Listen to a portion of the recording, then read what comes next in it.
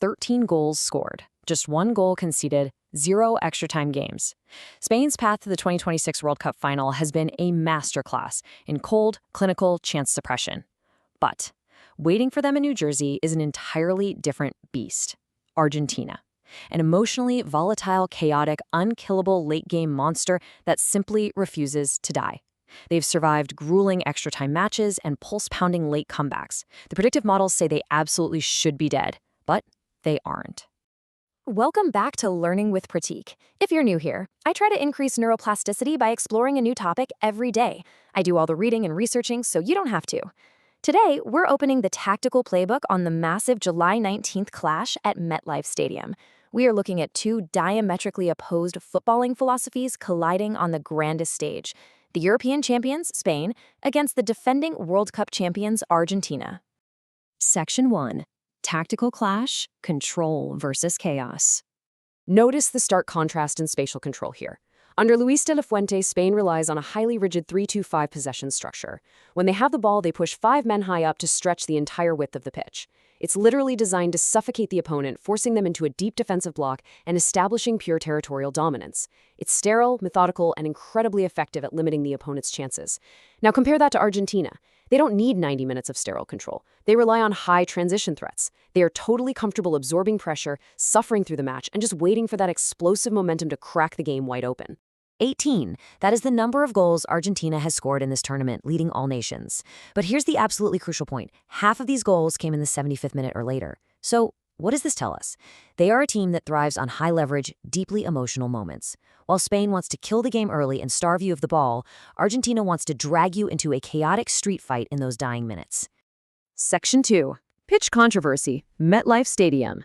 So, MetLife Stadium is a multi-purpose NFL arena, which means it normally utilizes artificial turf. To meet stringent World Cup standards, FIFA embarked on a multi-year scientific endeavor, partnering with researchers from the University of Tennessee and Michigan State University. They designed a natural grass system specifically to be installed right over the NFL turf. FIFA conducts rigorous daily testing protocols, measuring moisture, surface firmness, and ball roll. In theory, it is an elite, laboratory-perfected surface.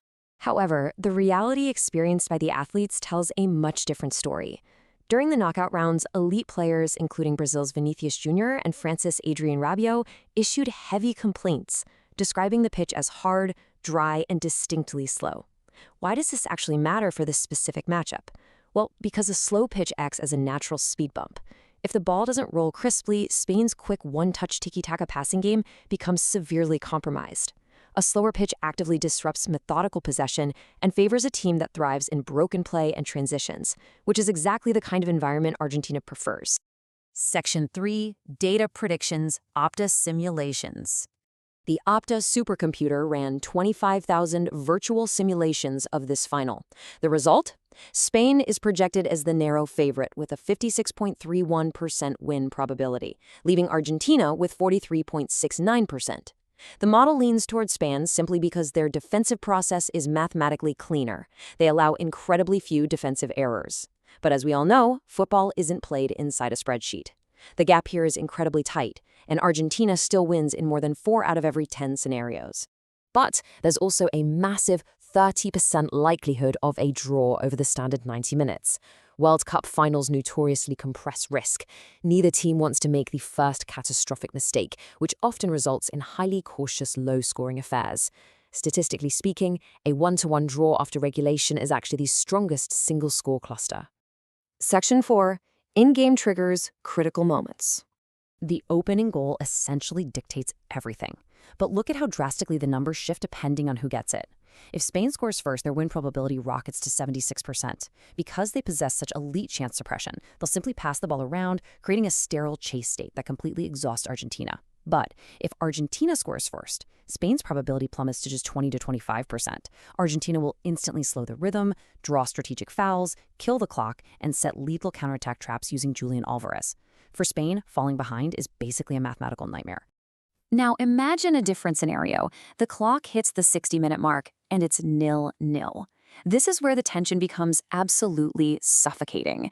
Up until this point, Spain's methodical control might dictate the rhythm, but the final 30 minutes, that enters Argentina's domain. That is the realm of high-leverage, deeply emotional events. If it stays level late into the game, the psychological advantage heavily tilts toward the South Americans.